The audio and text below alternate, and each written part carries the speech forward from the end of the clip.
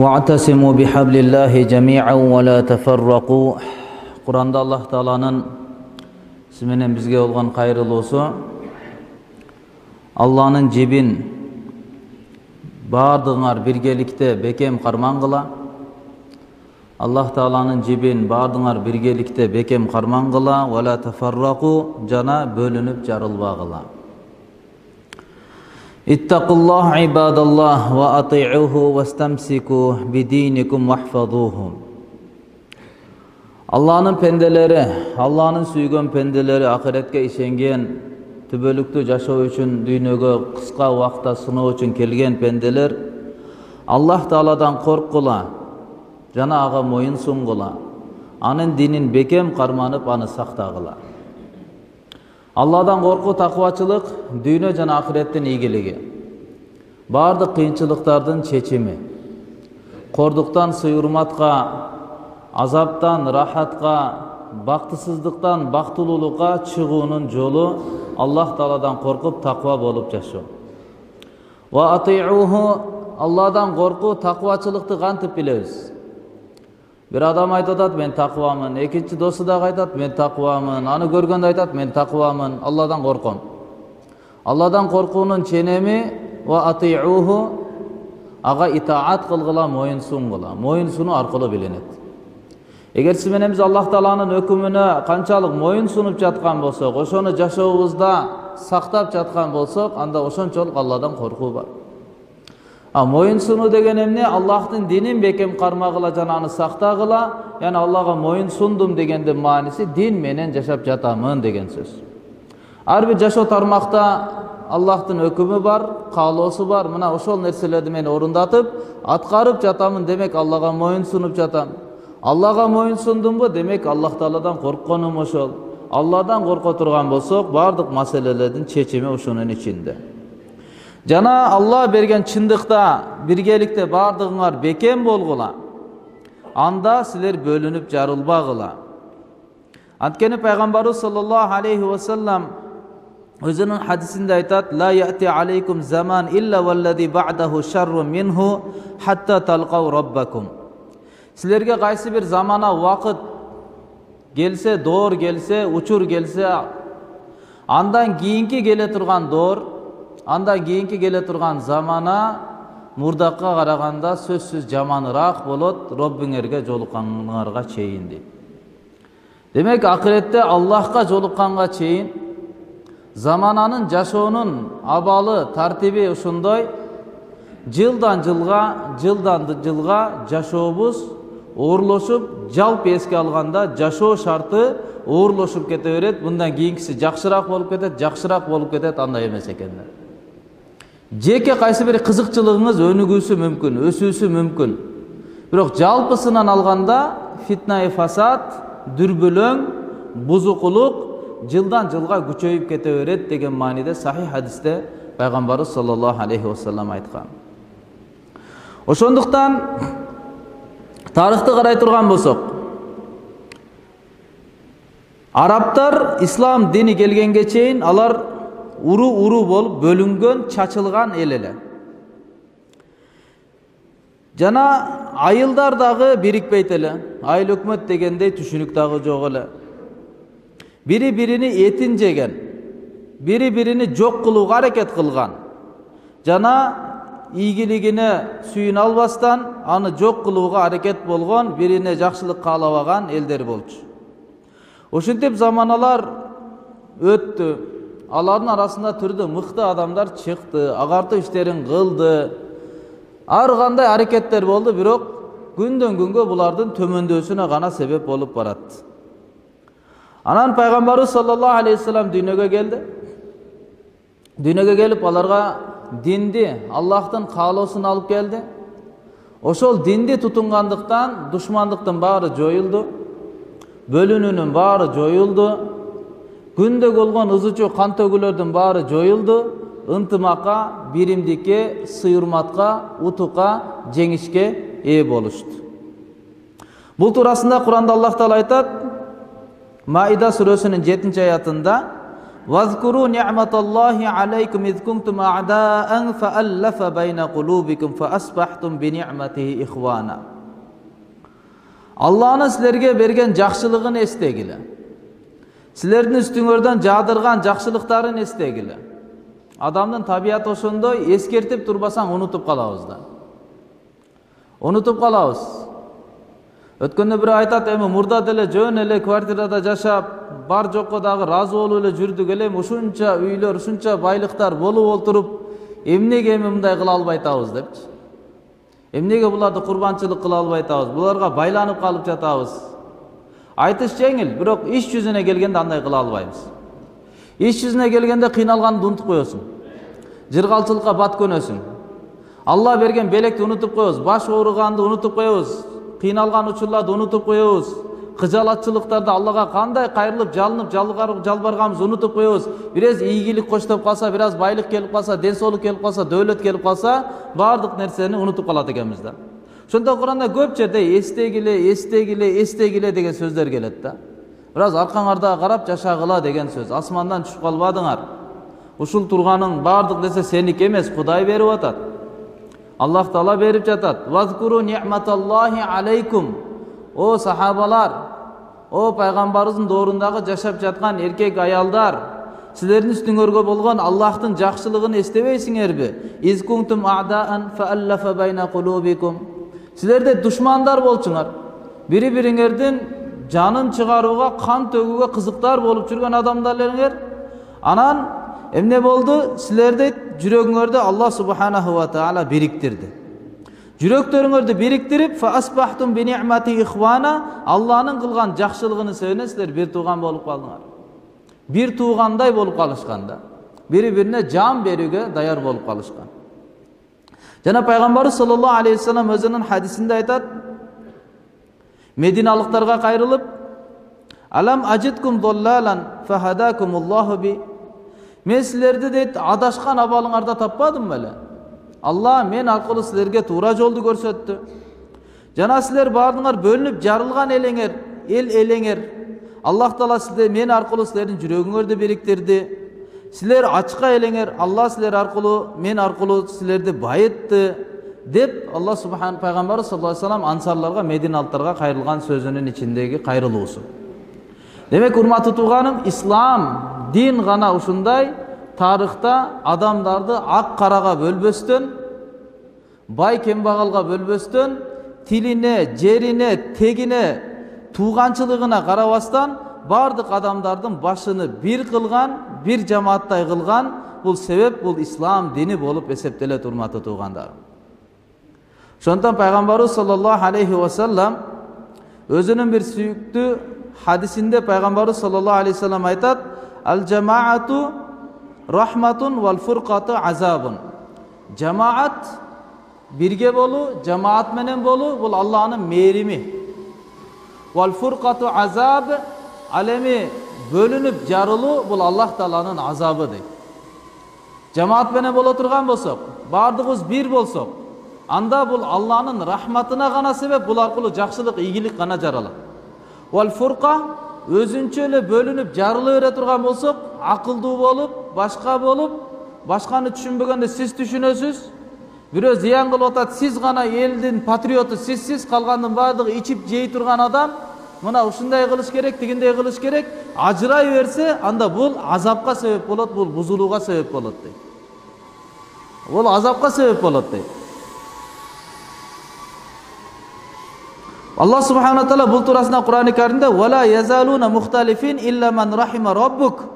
Алар дейт, бөлүнүп жарылына беришти. Сенин Роббиң, о Мухаммад, райым кылгандардан башкалары дейт. Кимге Аллахнын рахматы болсо, ошолордун гана башы бирикти. Болбосо булар жөөттөр эч бириге албастан бөлүнүп жарыла беришти деген мааниде. Hazreti İbn Abbas radıyallahu anhu ушул аятты окуп туруп айткан, адамдар деген экиге бөлүнөт. Юрхам фала яхталиф, вала юрхам фа яхталиф. Кээ бир адамдарга Аллахтын мээрими түшөт. Кээ бир элге, кээ бир коомго, кээ бир досторго, кээ бир коомчулукка Аллахнын мээрими түшүп, алар талашып тартышпайт, алар бөлүнүп жарылышпайт. Kээ бир коомдон, кээ бир элден, кээ бир үй бүлөдөн, кээ бир достордон алардан Алланын мээрими көтөрүлүп кетет.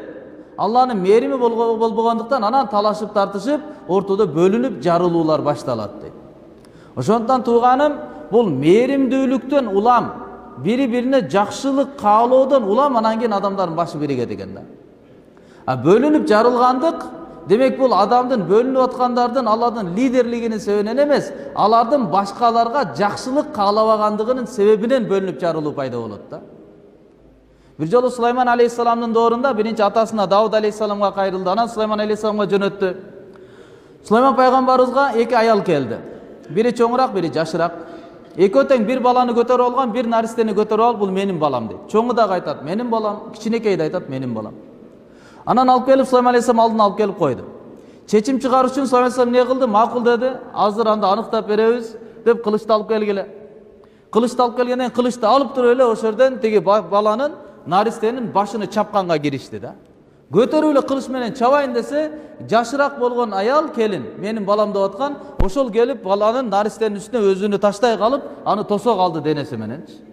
Сулайман алейхисалам кайра кылычын салды да айтты, бул ушул өзүнү таштаган, наристени сактап калган аялдын баласы экен, буга берип койгула деди да. Яни ким мээримдүү болсо, ким бирөөгө жакшылык кааласа, ошол адам бирге боло алат да, бирге боло алат. Ортодо мээрим жокпу?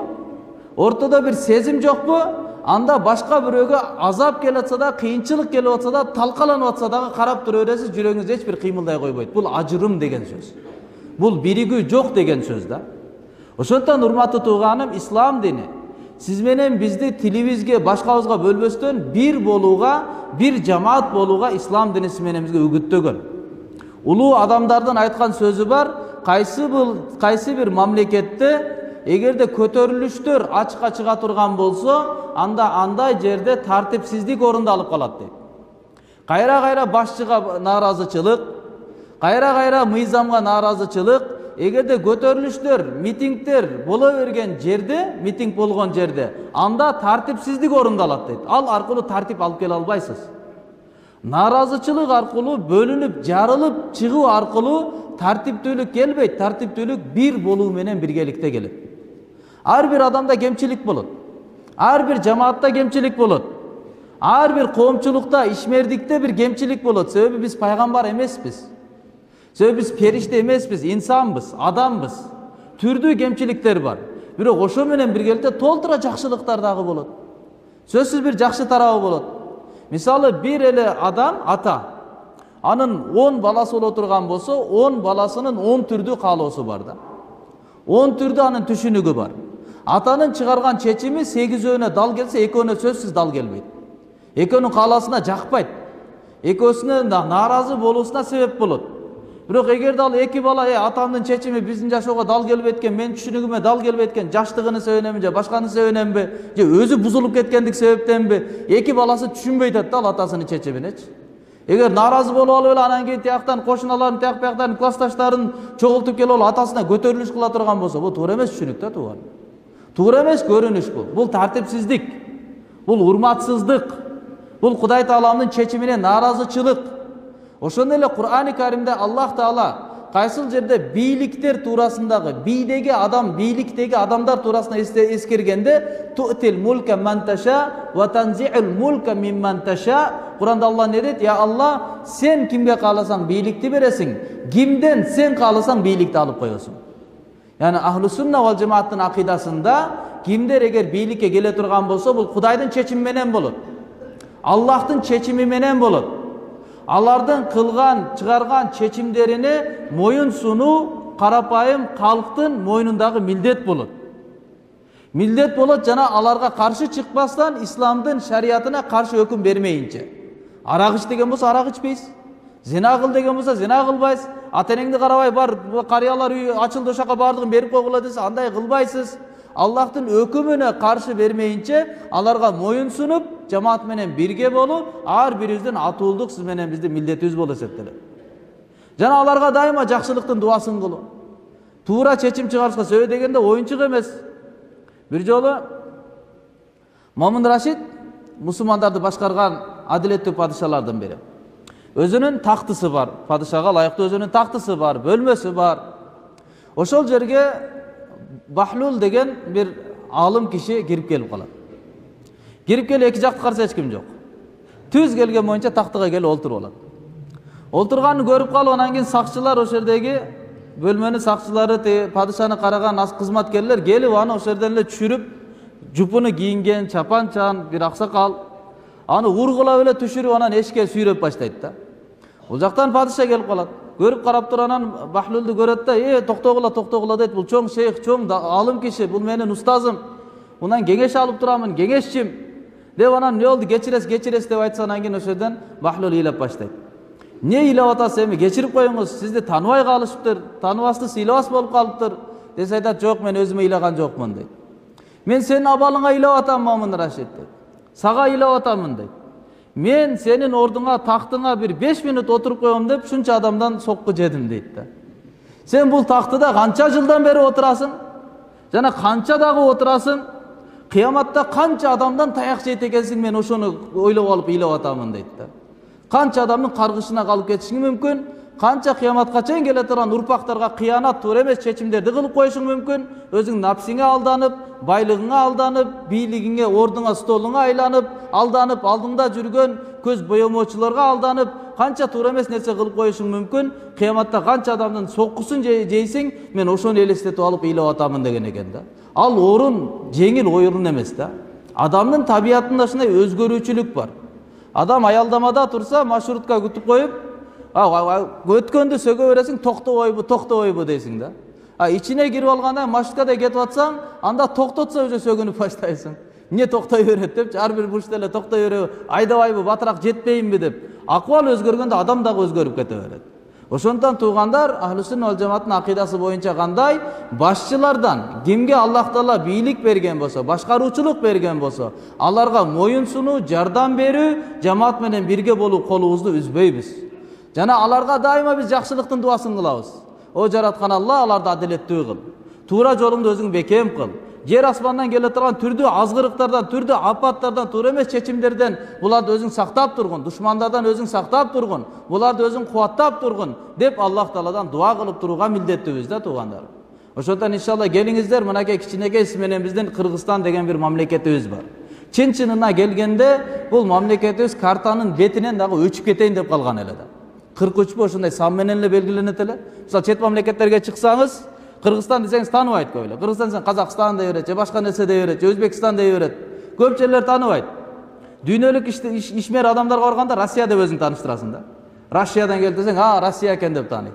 Dini adamlarga barıp kalsaň Bukhara dep tanıştırasың. Bukhara jaktan geldik depçi. Deseň, ha Bukharadan gelipdi de Bukhara dep tanyt. Kiçineke bir mamleketimiz var ele. Jok bolup keteyin dedi gele. Tilibizdi dagı, saltybızdy dagı, özübüzdü, jeribizdi dagı unutup takır başka jaka ketip kaldyk ele. Birok Allah Taala siz menen bizge kanday ele sahabalardy dindin bereketi menen, urmaty menen alarga sый urmat tartуулap, alarga жашоо tartуулap, alarga jerde bekemdik bергендей Allah Taala dindin bereketi menen bizi saktap keledi. Dindin bereketi menen tündük түштүк деген нерсе жоюлду. Ак кара деген нерсе жоюлду. Бай кембагал деген нерсе жоюлду. Канчабыз машалла мынакей бир сапта отурабыз, арабызда түрдүү улуттагы, түрдүү жерден, түрдүү региондан, түрдүү тил, түрдүү жумуштагы, тармактагы адамдар биригип отурабыз да. Дин урматы туган сиз менен биздин башыбызды бириктире турган нерсе.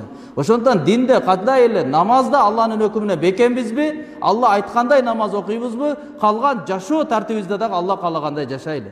Өзүз билгенде эле учурда көрүнгөндө эле кадам коюп кете берсек, 1-2 чырайлуу көрүнгөн менен 3-4 санан өкүнүчкө айланып калат. Сөз өкүнүчтүүлүк менен аягы коштолуп калат.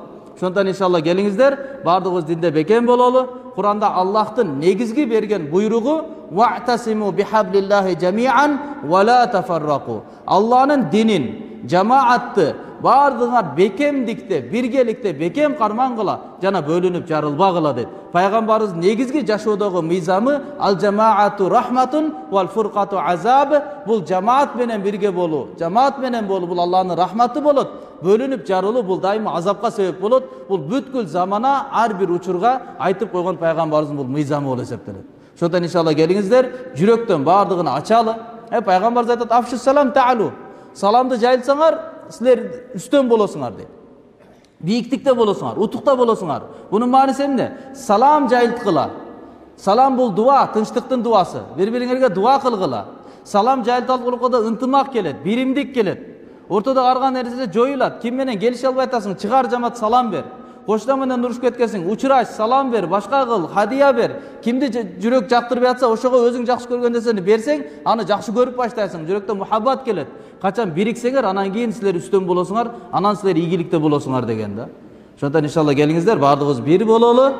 Алланын, Рахмандын, өтө мээримдүү болгон зат Аллах Тааланын дивизи ушундай бир болгула, жарылбай турган күч болгула. Шайтандын дивизи ушундай, анын ураны ошондой, силерди бөлүштүргүлө, жаргыла, жарып туруп аларга үстөн болгула. Себеби Кур'анда айтат, эгерде силер бөлүнүп жарыла турган болсоңор, тафшалу, күчүңөр кетет. Ва тазхаба рихукум, эмнелот кубатыңар кетет, алсырайсыңар, кубатыңар кетет. Анан бардык нерселер силерге үстөн болуп алат деп Кур'андагы негизги мусулмандардын алсыроосуну бөлүнүп жарылуунун негизинде экендигин айтып койгон. Allah'ın barız gamalızga мүмкүнчүлүк берсин, достордун ортосунда, үй бүлөнүн ортосунда, кошуналардын ортосунда, улуттар ортосунда, өкмөт менен карапайымдын элинин ортосунда, уламалар менен карапайымдардын ортосунда, бүткүл уламалардын ортосунда Allah'ın барызга тынчтык, амандык, биримдик, ынтымакты Allah'ın берген болсун. Subhana rabbika rabbil izzati amma yasifun ve selamun alal mursalin velhamdülillahi rabbil alamin. Bi rahmetike ya erhamer rahim.